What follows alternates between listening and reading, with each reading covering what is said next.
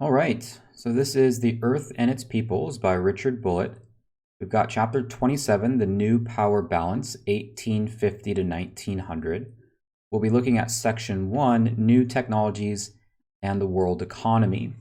So probably an important distinction to make here. This particular section of this chapter kind of touches back on the changes made by the Industrial Revolution.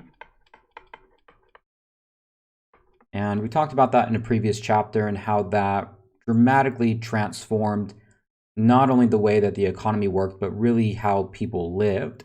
Sometimes when we look at the Industrial Revolution, we break it down into two categories. The first Industrial Revolution, which had its origins around the 1750s. And here we're looking primarily at the advent of the steam engine and all the applications of the steam engine, so the railroad, for example, the factory, which came out of that, right? And this was really kind of at the core of what the first Industrial Revolution was about.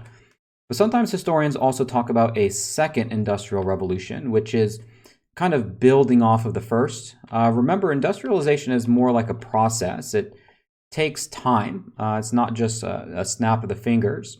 And the second Industrial Revolution is a little bit more closely aligned with the 1850s and onwards, but it revolves not around the steam engine, but kind of other important industrial products, namely steel is a big part of it. Electricity is also a big part of the second Industrial Revolution, and chemicals, right? Chemists and other sort of scientific discoveries there. So here, when we're looking at some of the new technologies, yes, we are talking about things like railroads, steamships, and the telegraph, which were all part of the first Industrial Revolution and are becoming more widespread. But we're also talking about these additional technologies which really kind of separate the major industrial powers from the rest. So when it comes to railroads, by the year 1900, the United States was home to the largest rail network in the world. Railroads were exported via imperialism. So recall India, which was a British colony, was home to the fourth largest rail network in the world. Imperialism was what we covered last chapter, chapter 26. And then other nations which were not amongst the initial or kind of the first part of the first Industrial Revolution were quick to adopt certain industrial technologies. So for example, Japan quickly adopted outside technologies. And this was in fact somewhat rare for outside nations to do that. Typically, nations that were not part of the first Industrial Revolution typically were colonized by some sort of outside power. So for example, India.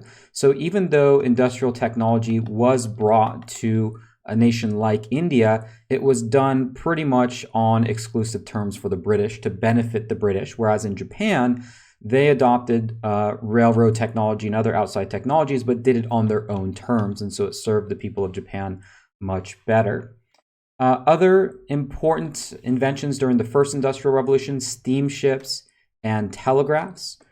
During this period, 1850 to 1900, the size and numbers of ships increased dramatically. We're talking about a times 10 increase in both how big ships were.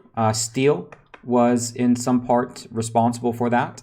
But also just simply the number of ships. Other engineering marvels like the Suez Canal.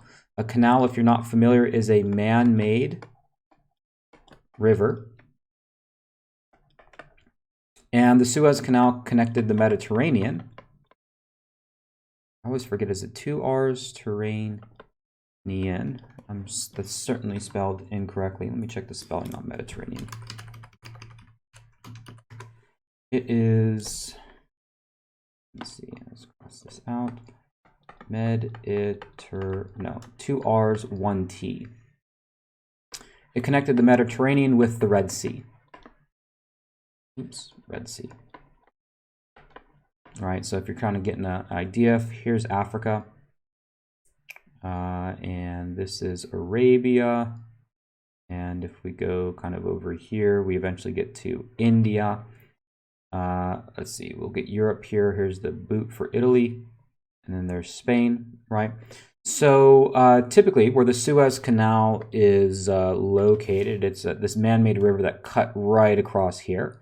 And so what it allowed for was, instead of ships having to take the trip from Europe all the way around to get to India, they could simply cut through the ocean here and get to India this way, which made it a lot easier and a lot quicker. So that, of course, also increased the amount of trade that took place in this period, a lot of interconnectedness.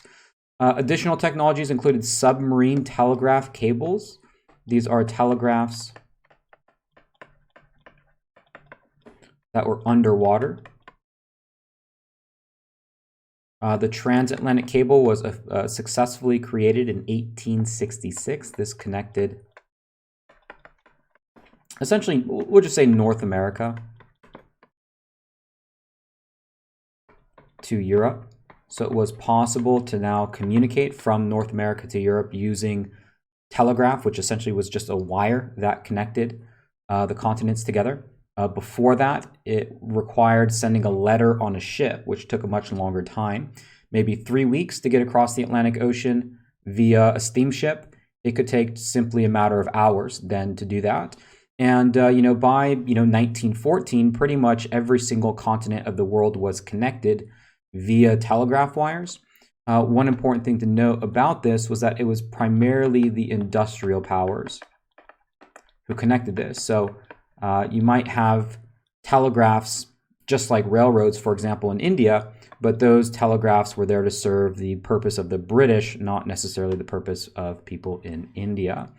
Now, new technologies certainly kind of heightened this really kind of rapid move towards technological improvement. Steel and more efficient ways to create it. Henry Bessemer invented a process using, I think it's like very high air pressure, but invented a process to create both cheaper and more durable or stronger steel. And the ability to produce steel on a large scale that was strong and cheap really just aided in the creation of everything. This led to more railroads that could be created. A new advent was buildings that could be built very, very high. Skyscrapers, for example, didn't exist without this steel. Certain bridges, all right? All sorts of different things could now be made from this steel. And so it's really sort of aided a lot of the other industries around the world.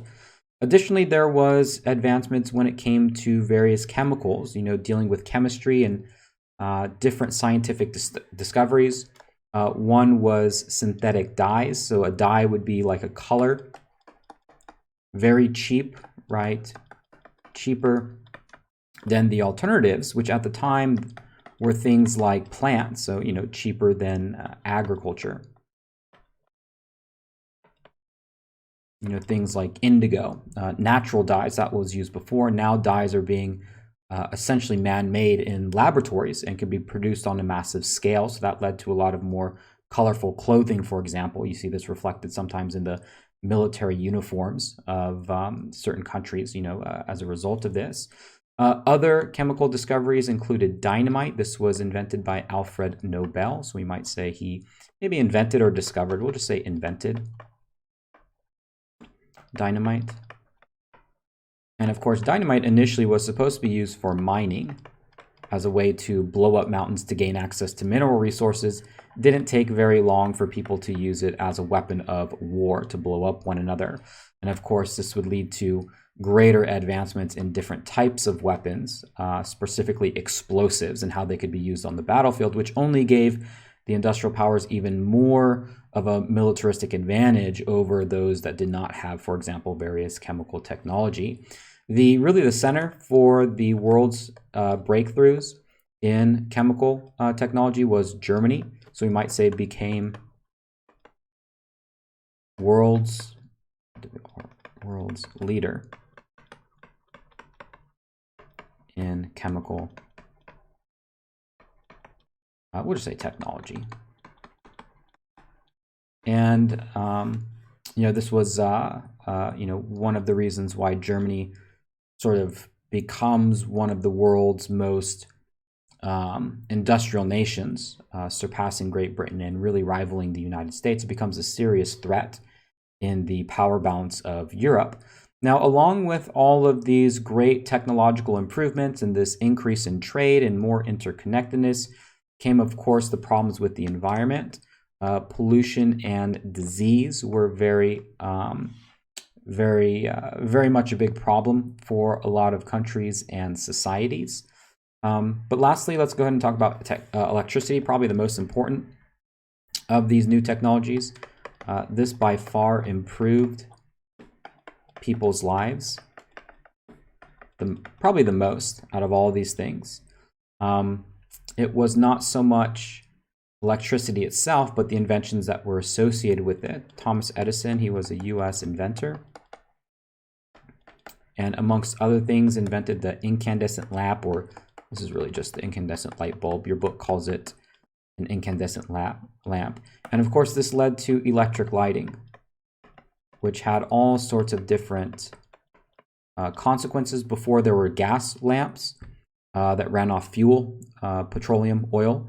But with electric lighting, it was more reliable. At first, it was much more of a kind of like a wonder to see. So for example, here's a picture of the Eiffel Tower, which kind of illustrates in a lot of ways some of the new technologies. Paris was called the City of Lights for this reason. But you can see the Eiffel Tower built out of steel, which previous steel before that would not have been strong enough to build a building this tall. And then it was lined with electric lightings. And so, a city like Paris, for example, would have been like a city of the future. And there were, electric lighting was used in advertisements and a lot of other things as well.